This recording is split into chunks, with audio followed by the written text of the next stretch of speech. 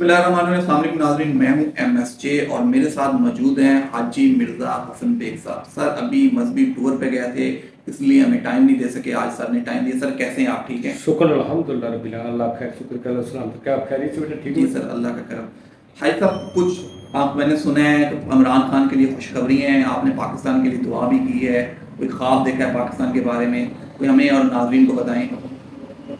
देखिए बेटा, पाकिस्तान के लिए तो सोते बैठते उठते जागते मरते तक भी जिंदा जब तक रहेंगे पाकिस्तान के लिए दुआ है।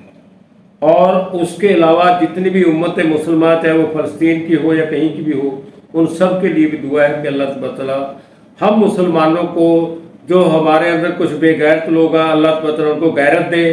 मैं ये तो नहीं कहूँगा वो तबाह बर्बाद हो जाए, लेकिन अल्लाह सुब्हानहू व तआला उनको गैरत दे और अल्लाह सुब्हानहू व तआला इन मुसलमानों में मोहब्बत, बरकत और इत्तेफाक और इत्तेहाद अता फरमाए, ताकि ये एक दूसरे के दुख तकलीफ को महसूस कर सकें और अल्लाह सुब्हानहू व तआला इनको सही राह मुस्तकीम पर चलने की तौफीक अता फरमाए।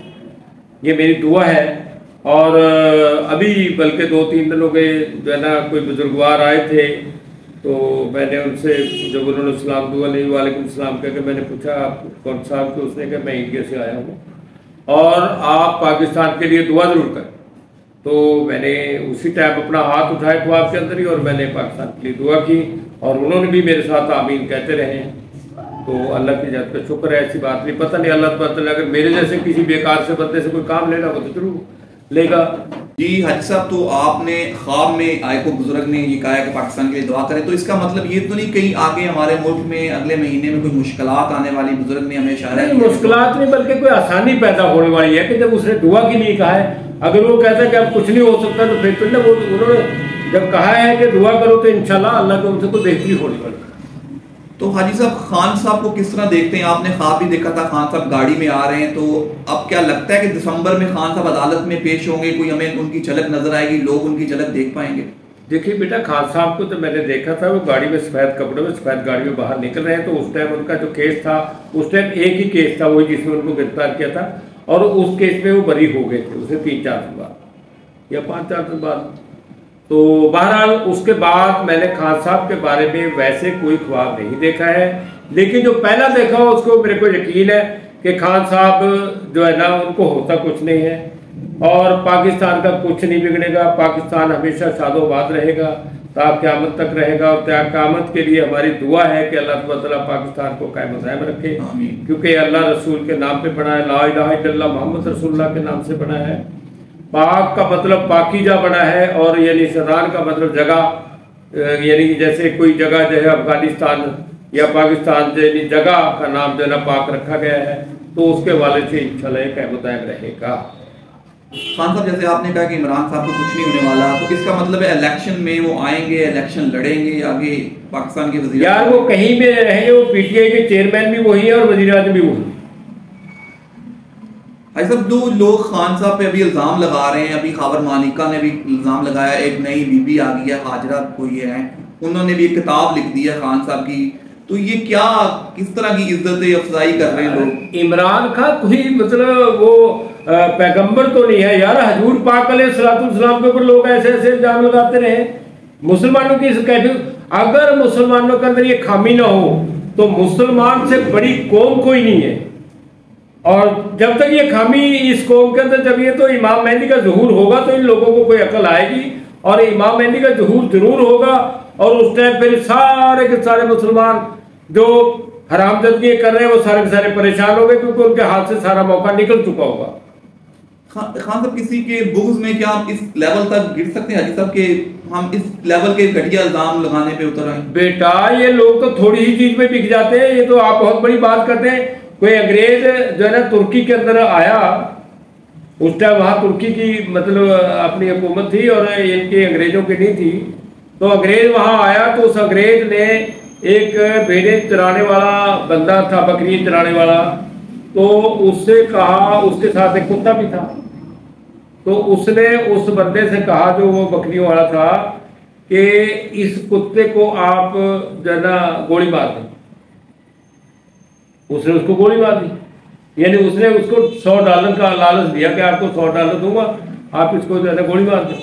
तो उसने उसको गोली मार दी।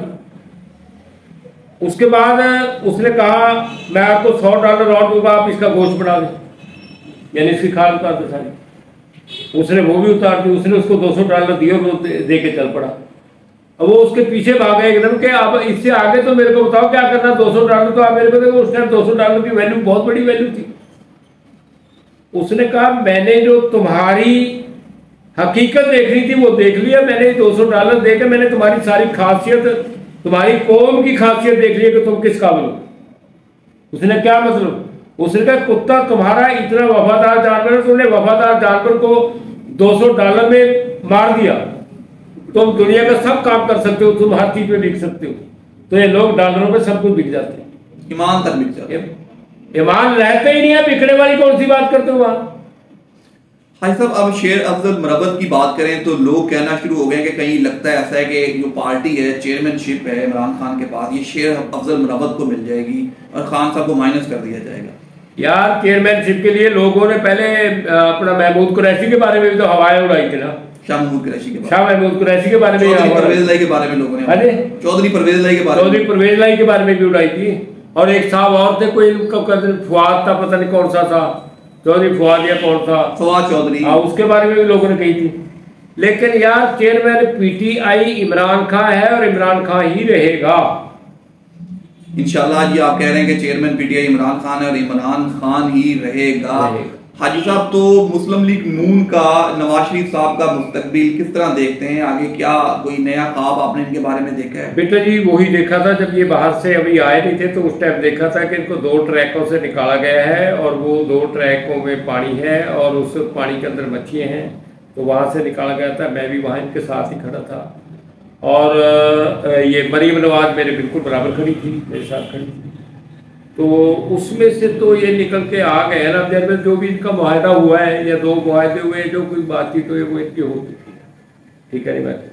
लेकिन उससे आगे जो है ना, अब जो मैंने यानी 3-4 दिनों में देखा है कि जैसे कहीं इनकी, मैं जैसे मियाँ साहब की कोठी में मैं खुद गया हूँ और वहाँ पे आगे मैं गया तो मियाँ साहब की कोठी में, लेकिन आगे वहाँ पे मियाँ साहब नहीं है, कोई ऐसी फोर्स टाइप कोई है, चाहे वो फौज का हो या आर्मी का हो, और उनके पास असले भी हैं, मतलब जो क्लासिक टोपी वगैरह जो इनकी होती है, ऐसा असला भी सबके पास है।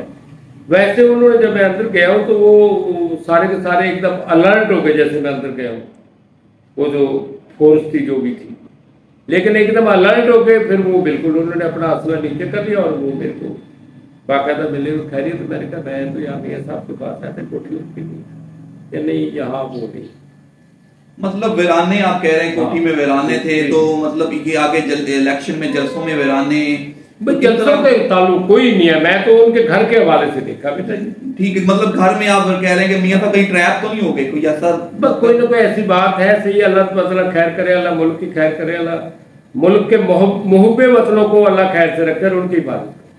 हाजी साहब, थोड़ा सा आपसे जानना चाहूंगा, अलीम खान और जहांगीर तरीन किस तरह देखते हैं? कोई मुस्तकबिल है जो पार्टी के सरबराह हैं? वो कोई पाकिस्तान में तो कोई ऐसा हल्का नहीं जहां से ये दोनों कोई सीट जीत सके? जैसे मियाँ साहब तो अगर पाकिस्तान में बहुत से ऐसे हल्के खड़े हों इलेक्शन जीत जाए, जरदारी साहब, बिलावल खान साहब, मौलाना फजलुर रहमान, इनका क्या देखते हैं? इनके पास तो ऐसा हल्का भी नहीं है। नहीं, अलीम खान का अपने हल्के में तो वो जीत सकते हैं, या वो अलीम खान ही अपना, अलीम खान जहां भी खड़ा होगा ना वो जहर में पैसे पूसे बड़े लगाता है, तो पैसे लगाता, लेकिन वो लाहौर की अपनी सीट हार गया था, याद सादक के साथ उसका मुकाबला है।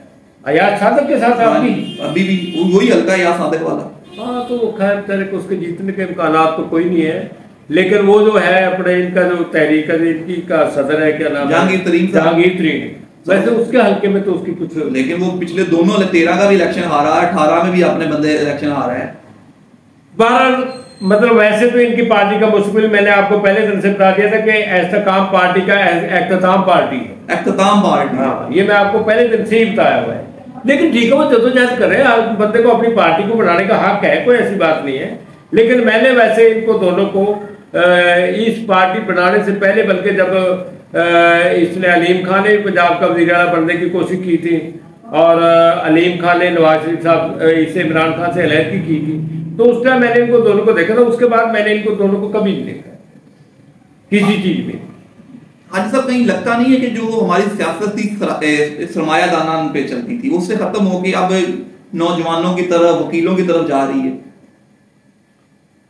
वकीलों में भी दमशम नहीं रहा। वकीलों को भी जो बंदे हैं वो भी जरा कुछ ना कुछ खा पी के एक पास से हट जाते हैं, लेकिन नौजवान क़यादत जो है ना वो अपनी जगह है।